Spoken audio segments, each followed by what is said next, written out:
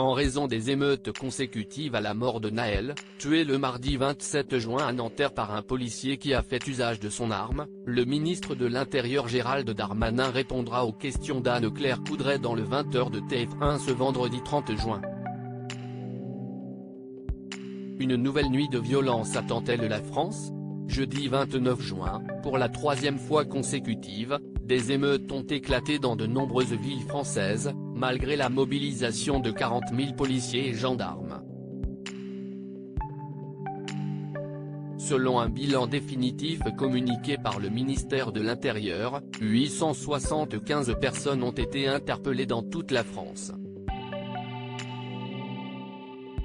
Ces tensions ont éclaté à la suite de la mort de Nahel, ce mineur de 17 ans tué à Nanterre, dans les Hauts-de-Seine, par un policier lors d'un contrôle routier. Lors d'une nouvelle cellule interministérielle de crise ce vendredi 30 juin, le président de la République Emmanuel Macron a affirmé que des moyens supplémentaires allaient être déployés. Émeute en France, Gérald Darmanin invité de TF1 4 jours après la mort de Nahel afin d'endiguer les violences qui pourraient éclater à nouveau ce vendredi soir, plusieurs mesures ont d'ores et déjà été prises par le gouvernement. Le ministre de l'Intérieur Gérald Darmanin a notamment demandé au préfet d'arrêter la circulation des bus et tramways après 21 h sur tout le territoire, et ce tous les soirs jusqu'à nouvel ordre.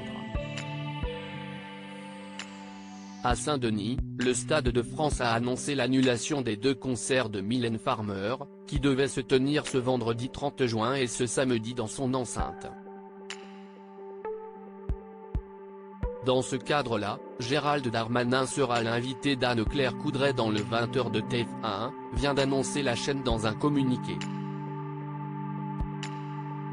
En direct sur le plateau, il viendra annoncer les dernières décisions prises par le gouvernement après une 3e nuit de violence, et répondra en exclusivité aux questions d'Anne-Claire Coudray, indique la Une.